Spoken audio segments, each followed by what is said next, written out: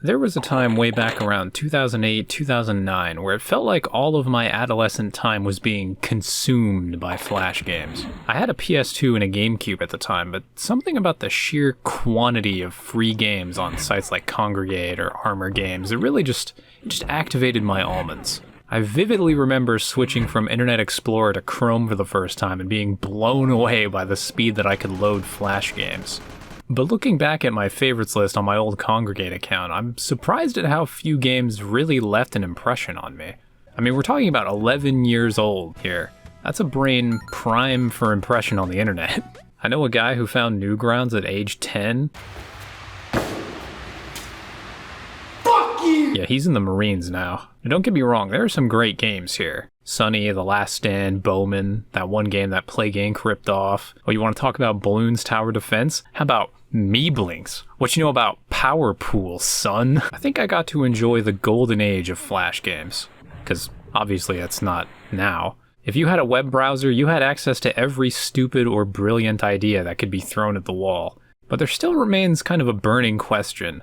How did my taste in games evolve from Olive War to General Oliver's War? It took me like 4 hours to come up with that. Well, here it is. The Majesty of Colors. I could explain to you what the game is all about, but a playthrough actually only takes a couple of minutes, so I can just show you.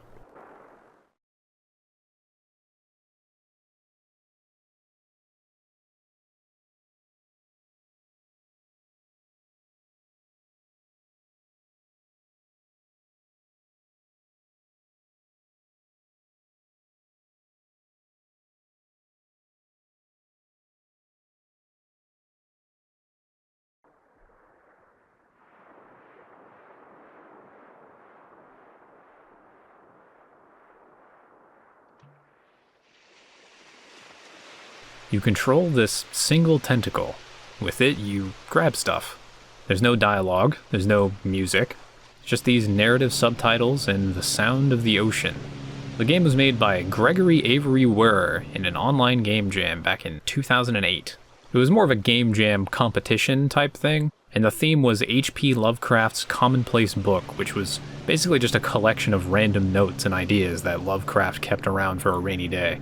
Things like terrible trip to an ancient and forgotten tomb, hideous book glimpsed in ancient shop, never seen again, vampire, dog. Here's what I think's cool about the game. Rather than take the overtly spooky route, the game decides to opt for more unsettling implications. And I think the way that it kind of lays out those implications is pretty interesting. The 8-bit multi-eyeballed creature that you control has basically no understanding of human life or culture. So despite your two options generally being help people or brutally kill people, the judgment of good sea monster or bad sea monster only comes from the humans that you interact with. And once you've had your fun murdering or making friends with the various ocean inhabitants, you get an ending.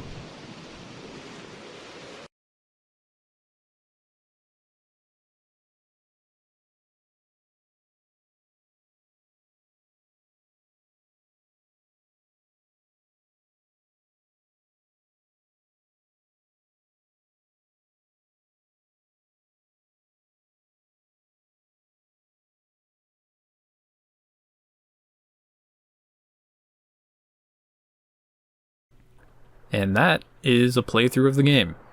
There's no secret endings that I'm aware of, just 5 choice-based endings. To me, it seems that the endings kind of imply that the creature you control is real, and that there's this weird possession thing going on in your sleep.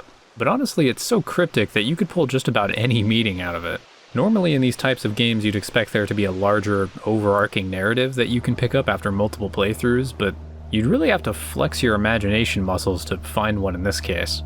And actually, I think that's why this game resonated so well with child me. As much as I love it when a mystery cleanly unfolds into a solution, there's something about the unanswered questions that keep calling to the brain. It's kind of like a Kiwami video. You can watch every step of him making the candy knife, but you'll never know the secret to his creme brulee. Wait, what's he... Oh, cucumber. Of course. But you might be thinking, wait, aren't all these unanswered questions just loose ends? Isn't that bad writing? Kind of. Here's where I think the difference is. Loose ends are holes, or gaps if you prefer. They're usually obscure, they're hidden until you shine a light and you spot them. If you don't step around them or over them, you're probably in for a bad time. At best, a wet foot. At worst.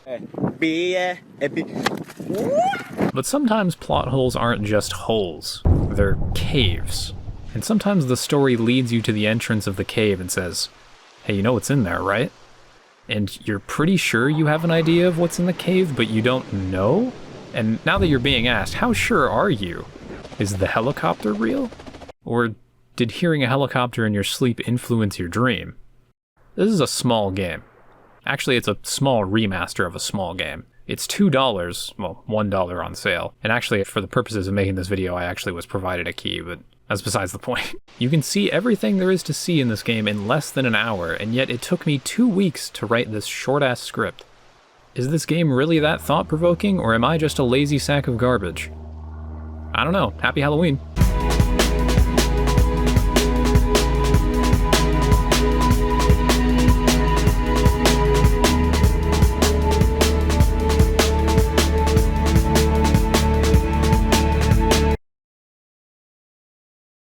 Like, the name of the movie is, like, Thor Ragnarok, right?